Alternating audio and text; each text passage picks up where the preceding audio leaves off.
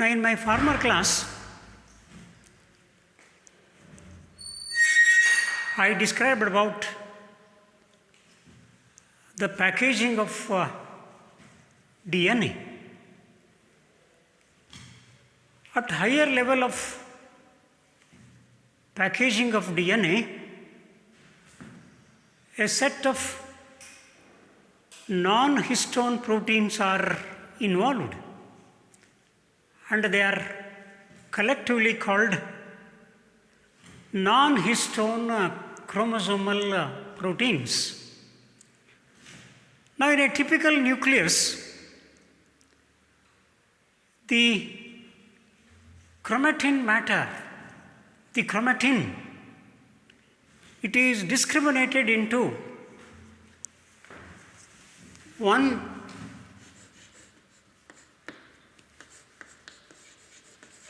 euchromatin and another heterochromatin.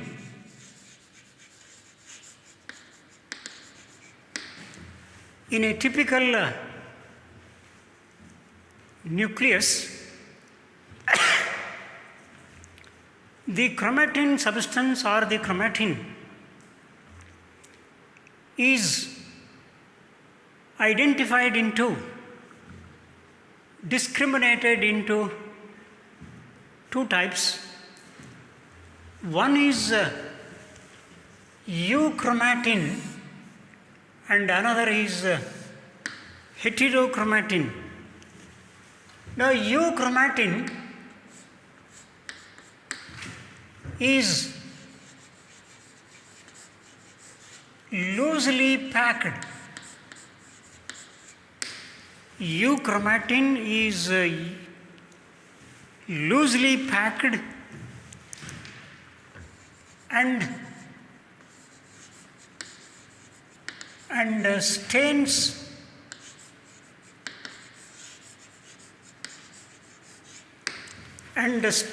lightly,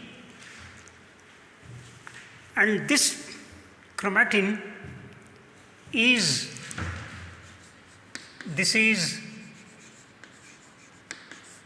transcriptionally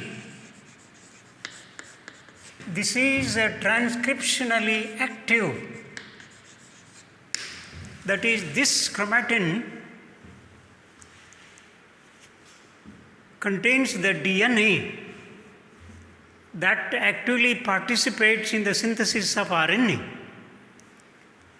And as you know, synthesis of RNA from DNA is called transcription. So this euchromatin, it is transcriptionally active. Now, this is one type of chromatin. The another type of chromatin here is heterochromatin. Now, heterochromatin is this is densely packed. Heterochromatin, unlike the euchromatin, this is densely packed, stains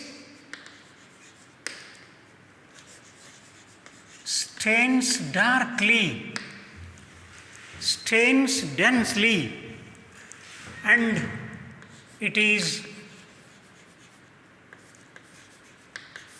transcriptionally, this is transcriptionally inactive. This is transcriptionally inactive. So this has the DNA that does not involve in the synthesis of RNA. So in a typical nucleus, the chromatin is differentiated into euchromatin and heterochromatin, and these are the details of these are the features of these two types of chromatin. One is euchromatin and another is heterochromatin.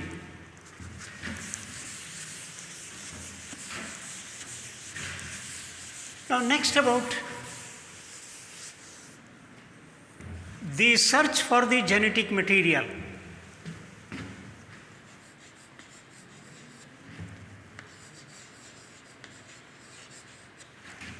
The search for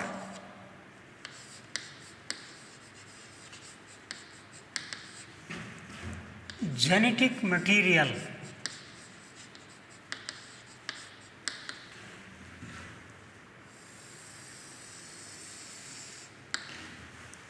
That is, among the biochemical molecules present in a living cell, in a living system, which include proteins, carbohydrates, nucleic acids, lipids, etc. So, among these biochemicals, which one is the genetic material? So, how the genetic material is proved to be most of the times DNA.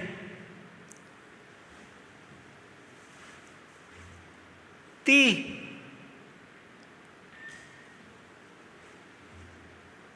discoveries of, say, the work of Gregor Johann Mendel,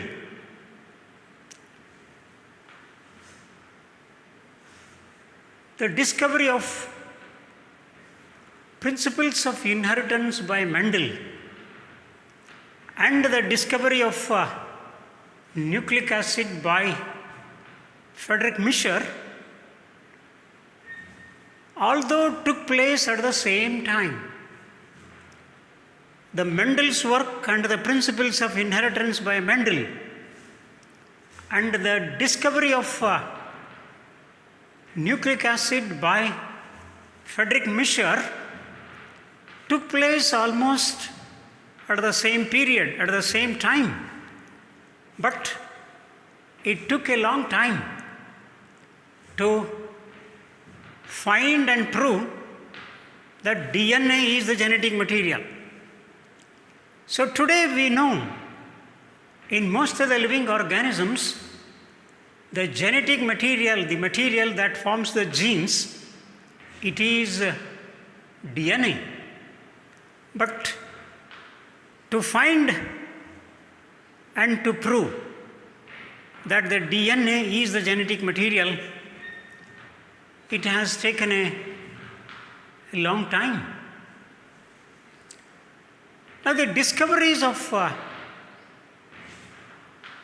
Mendel, Sutton, T.H. Morgan, and numerous other scientists have shown that the inheritance of traits among living organisms, it is due to the chromosomes present in the nucleus. The chromosomes present in the nucleus are responsible for inheritance of traits. So this has been supported by the work of Morgan, T.H. Morgan, Sutton, and numerous other scientists. But which molecule acts as a genetic material? It remained unanswered. Now in 1928,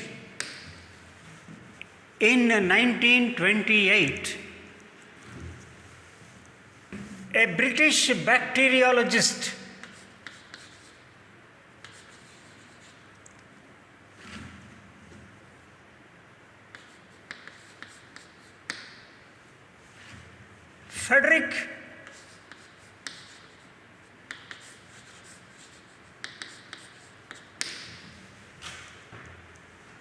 Frederick Griffith, a British bacteriologist, in 1928, he was studying to develop a vaccine against a bacterium that causes pneumonia in mammals. Now, a bacterium, Diplococcus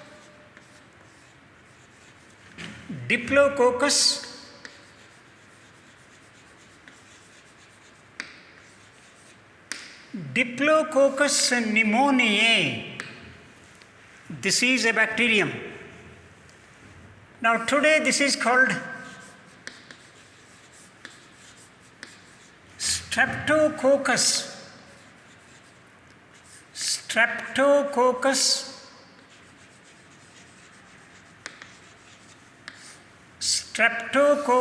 pneumoniae. So both are same. Diplococcus pneumoniae, now called Streptococcus pneumoniae. This is the bacterium that causes pneumonia in mammals, including human. Now, Frederick Griffith, he recognized two types of bacteria, two strains of bacteria. One S strain. This is one strain of bacteria. Now another R strain. So Griffith recognized two strains of this bacteria that causes pneumonia in mammals. Now the two strains of bacteria are one S strain and another R strain.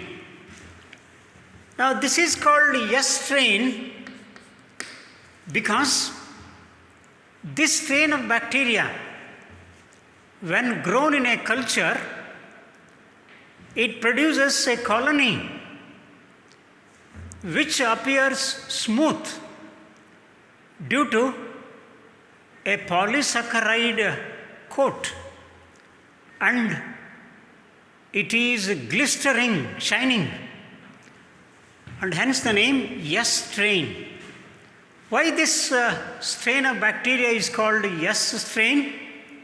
Because this strain of bacteria, when grown in a culture, it produces the colony which appears smooth due to encapsulation, due to a coat made of mucus or polysaccharide carbohydrate, and it is glistering, shining.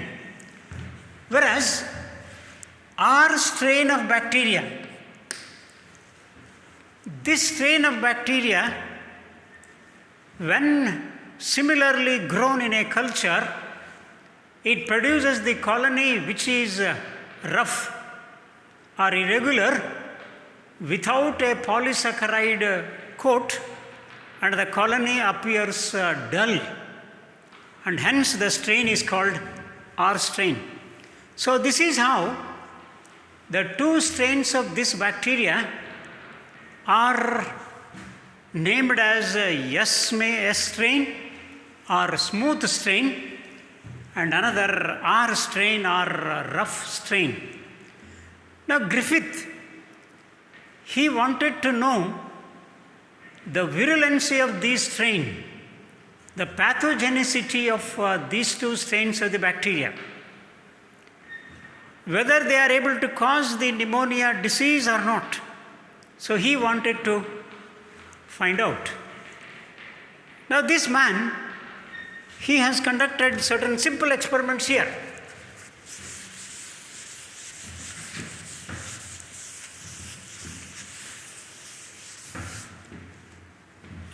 Now, in one experiment, Griffith injected S strain of this bacteria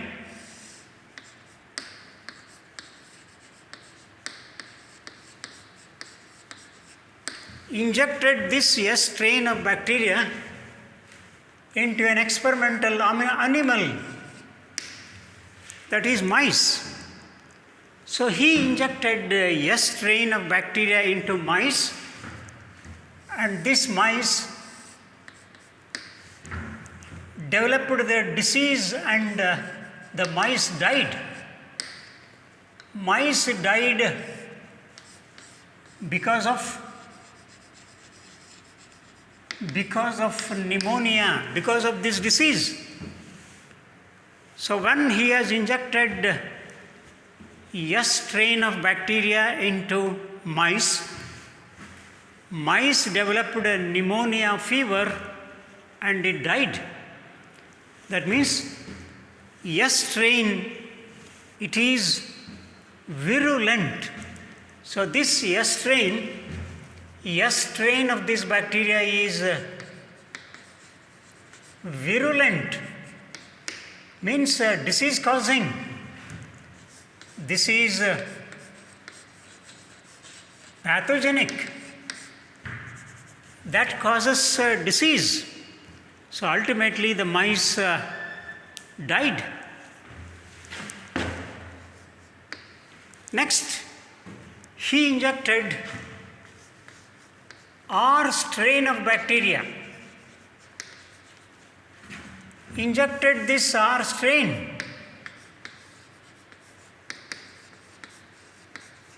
into mice. Now here the mice did not develop pneumonia. So the mice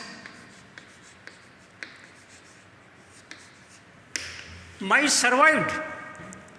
Mice did not die out of pneumonia. So therefore here, this R strain is non-virulent. This is non-virulent or non-pathogenic. So this bacteria, it did not cause pneumonia in mice. So mice survived. So R strain of bacteria is non-virulent, non-pathogenic. It does not cause pneumonia, and the mice survived. Now next time,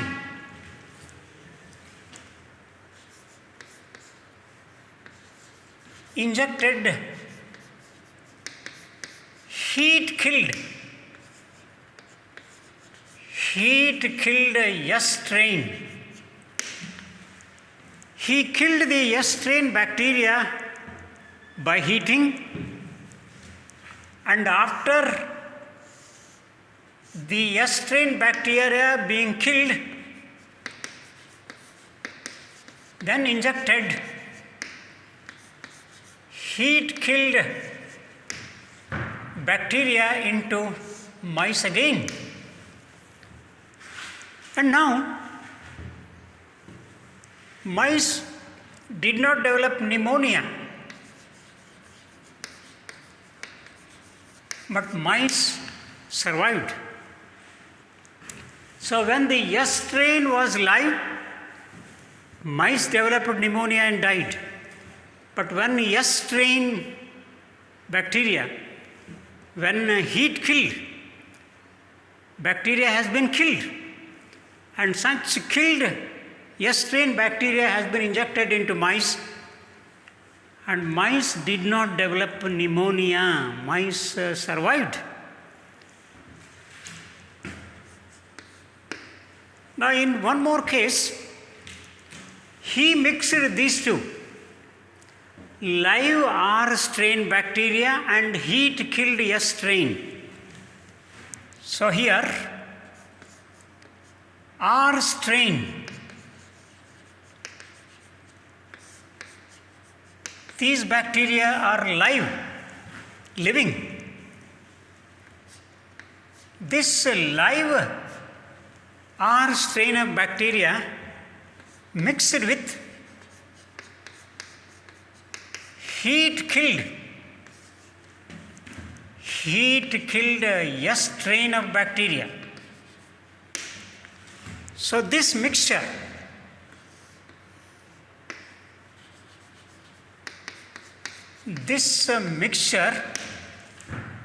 it has been injected. This has been injected to mice. This mixture has been injected to mice. Then what is expected here? Because live R strain does not cause, it did not cause any pneumonia and the mice survived. Heat killed also did not cause pneumonia. When these two are mixed, then the mice should survive, because this does not cause any disease and this also does not cause any disease.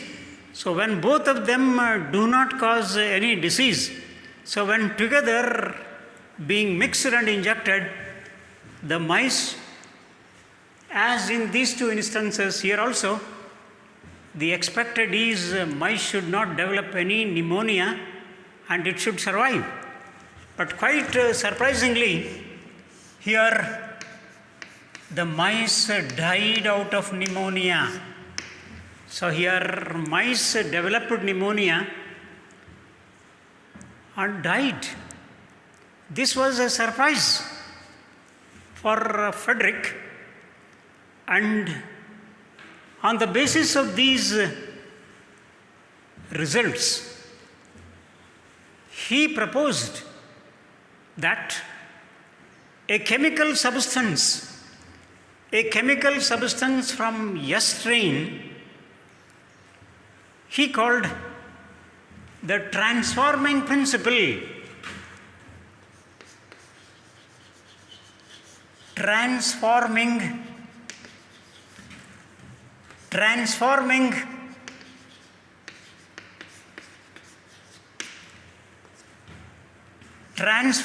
principle.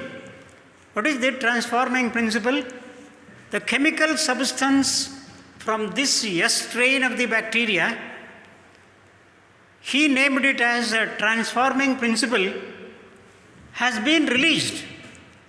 And this released transforming principle, a biochemical substance from the heat-killed S strain, called by him as transforming principle, and this transforming principle that has been released from S strain has converted these live R strain bacteria into live S strain bacteria.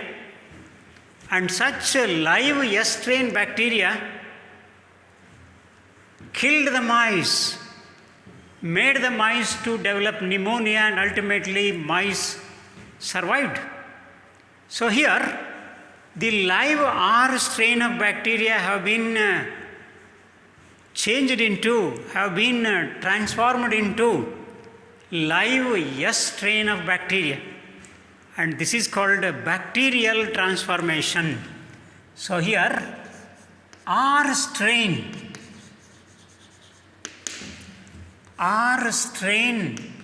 live, they are being changed into S strain bacteria, and this S strain bacteria again they are living. So living S strain, live S strain of bacteria has been changed into living S strain of bacteria. So this is called bacterial transformation. Bacterial transformation.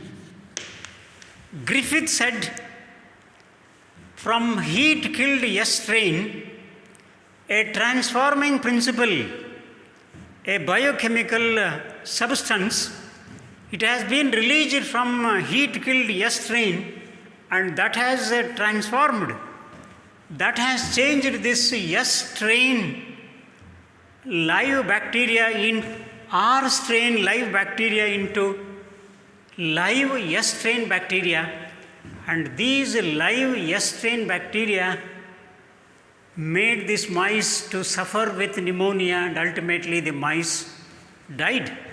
So this was the explanation that has been given by Griffith. And change from R strain into S strain is called bacterial transformation, and this bacterial transformation is due to transforming principle, and such bacterial transformation is a permanent change. It is a permanent change. When a live R strain of bacteria has been changed into S strain, this is a permanent change. This is an irreversible change. So live R strain of bacteria have been converted into, changed into, transformed into S strain of bacteria, and that caused pneumonia in these mice, and mice died. Now he said this bacterial transformation is a permanent change because when the blood of this mice injected with this mixture, when the blood sample of this mice, when it has been examined, it was having live S strain of bacteria, and this live S strain of bacteria has given rise to, again, only live S strain of bacteria, not R strain of bacteria. So when R strain of bacteria has been once changed to S strain of bacteria, this is a permanent change, and this S strain of bacteria will produce only S strain of bacteria, not R strain of bacteria, even though this S strain of bacteria has been obtained from R strain of bacteria by bacterial transformation. So once the R strain of bacteria has been transformed into S strain, this is a permanent change, and the S strain of bacteria later produced only S strain of bacteria. This has been worked out, this has been reported by examining the blood sample of this mice injected with this mixture. So even though Frederick Griffith did a fundamental work with regard to the search of the genetic material, but he failed to elaborate further more about the transforming principle. He did not elaborate about this transforming principle. And what is the transforming principle? Later this has been discovered by three persons in 1944. So the experiment of Frederick Griffith, it was continued. In 1944, by three persons, Oswald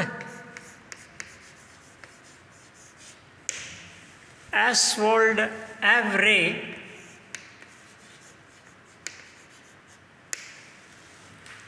Colin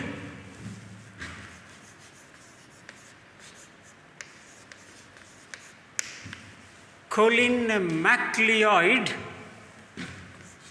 and Macklin.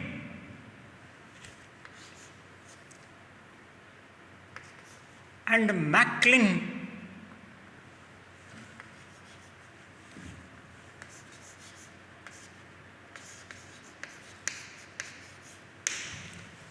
and Macklin McCarty. So Oswald Avray, Colin MacLeod, and Macklin McCarty. So in 1944, these three persons together, they continued the work of Frederick Griffith to find out the biochemical nature of the transforming principle of Griffith. So, Frederick Griffith, though he did the fundamental work to know the biochemical nature of the genetic material, but he could not identify the chemical nature of the transforming principle. He said only the transforming principle is responsible for bacterial transformation, but he did not elaborate the nature of the transforming principle. But the work of Frederick Griffith, it was continued, further stretched by these three persons in 1944 in order to identify, in order to establish the biochemical nature of the transforming principle of Frederick Griffith. Now, they have conducted in vitro experiment. These persons, they have conducted in vitro experiment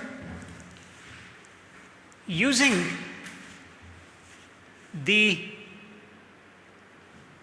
fractionated content of the heat-killed S strain. Now, this heat-killed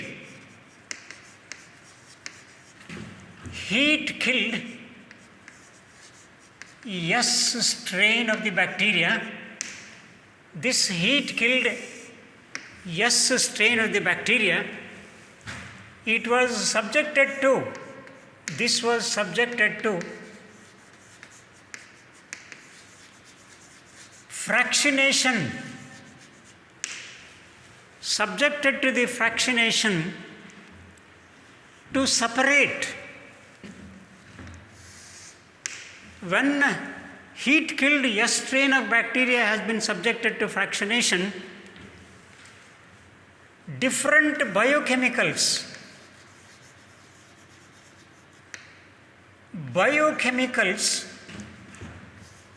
are isolated by fractionation. Several biochemicals have been isolated. Now, these biochemicals are isolated, included the biochemicals which are being isolated by fractionation of heat-killed S strain, included proteins, RNA, DNA, etc. So, all these biochemicals have been isolated. Now, before the work of Avery and others, the belief was proteins are the genetic material. Protein is the genetic material. This was the belief. This was the impression earlier to the work of Oswald Avery. That is, before 1944, the prevailing impression was protein is the genetic material. But this has been later modified. This opinion that the protein is the genetic material has been totally erased. And this is the work of these persons who have continued the experiments of Frederick Griffith, and their experiment in vitro experiment was to identify the biochemical nature of the transforming principle of Frederick Griffith. Now, in this experiment, they have subjected the heat-killed S strain of bacteria for fractionation, and as a result of fractionation, several biochemicals have been isolated. And the isolated biochemicals here include proteins, RNA, DNA, etc. So all these are the biochemicals which have been isolated by them by subjecting the heat-killed S strain of bacteria to fractionation.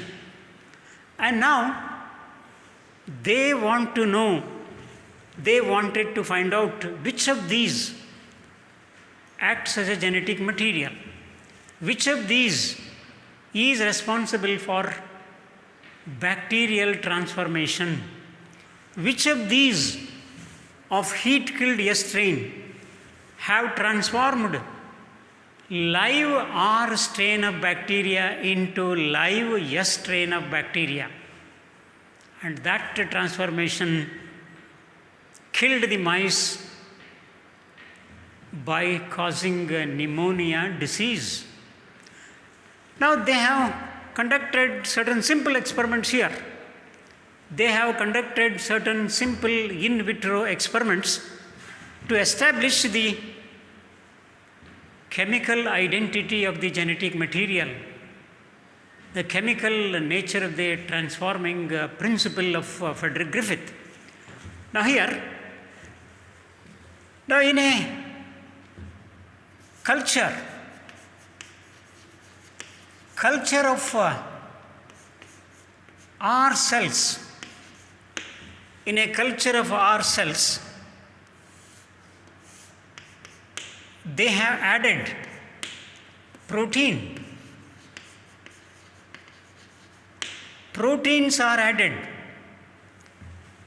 So in a culture of R cells, when proteins are added,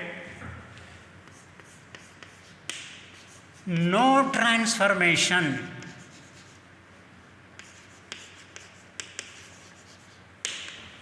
No transformation. That is, R strain of bacteria remained R strain only, no transformation. Similarly, in a culture of R cells, R strain of bacteria, they have added RNA, ribonucleic acid. Now also, no bacterial transformation. The R strain of bacteria did not change. So, proteins are not genetic material, RNA is not genetic material, protein and RNA are not transforming principles. They did not transform R cells into S cells. But when they have added to the culture of R cells, when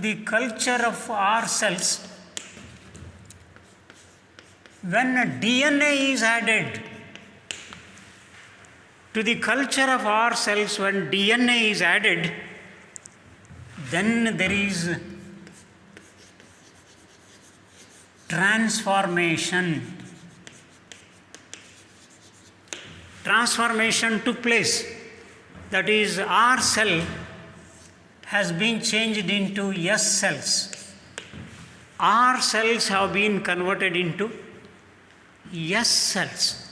So, DNA alone, it is not protein, it is not RNA, but it is DNA that has converted, that has transformed the R cells into S cells. So live R cells have been converted into live S cells. It is only by DNA.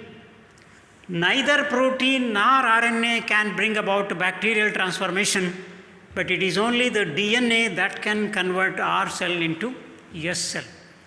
That means the transforming principle is DNA. So genetic material is DNA. But when this DNA has been destroyed, digested, DNA has been, this DNA, it has been treated with DNase. When DNA is destroyed by DNase enzyme, when this DNA is being digested by DNase. So what is this DNase? DNase is the enzyme that will digest DNA, destroy DNA. Now when this DNA has been digested, when DNA is being digested, this DNA has been digested by DNase enzyme, and after DNA treated with DNase, DNA get destroyed. When DNA is destroyed, such destroyed DNA added to the culture of R cells. When DNA has been destroyed,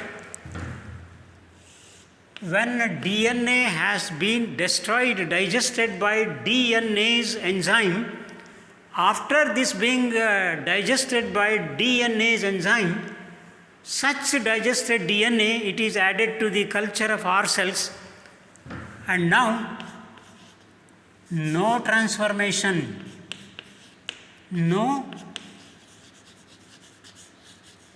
transformation. Now when DNA is added, there is transformation. But this DNA is digested by DNase enzyme. DNA, when it is digested, when DNA has been destroyed, such digested DNA, when it is added to the culture of R cells remained only R cells, they did not change to S cells. So when DNA is present, it will bring about transformation. But when DNA is digested, when DNA is destroyed, then the R cells will not undergo bacterial transformation. So these are the details of the experiment conducted by these three persons in collaboration. So the experiment of Oswald Avray and et al. Oswald Avray et al., Astol, Avray and others, who have conducted in vitro experiments, a continuation of Frederick Griffith, to identify the biochemical nature, the transforming principle, which has not been explained by Frederick Griffith, but they wanted to find out, they wanted to discover the biochemical nature, the transforming principle, and this is the details of in vitro experiment conducted by Oswald Avray and others, and their work, it has been proved. Their work has established that it is the DNA of heat-killed S strain that behaved as a transforming principle and transformed the R cell into S cell. So as a result, when a mixture of heat-killed S cell and live R cells are injected into mice, so heat-killed S cell alone cannot bring about bacterial transformation, and live R cells alone cannot bring about bacterial transformation. But when a mixture of these two is injected within the body of the mice, the DNA present in the heat-killed S cell has changed live R cell into live S cell. This is called bacterial transformation. So as a result of which the live S cells derived from live R cell, the live S cell caused pneumonia in mice, and ultimately mice developed pneumonia and mice died. So this is how the experiment of Frederick Griffith as well as the experiment of Oswald Avery and others has given the initial report that the genetic material is DNA. And we have few more experiments here that will further confirm beyond doubt that in most of the living organisms, the genetic material is DNA. So we shall know more about the details of other experiments in the next hour, in the next class.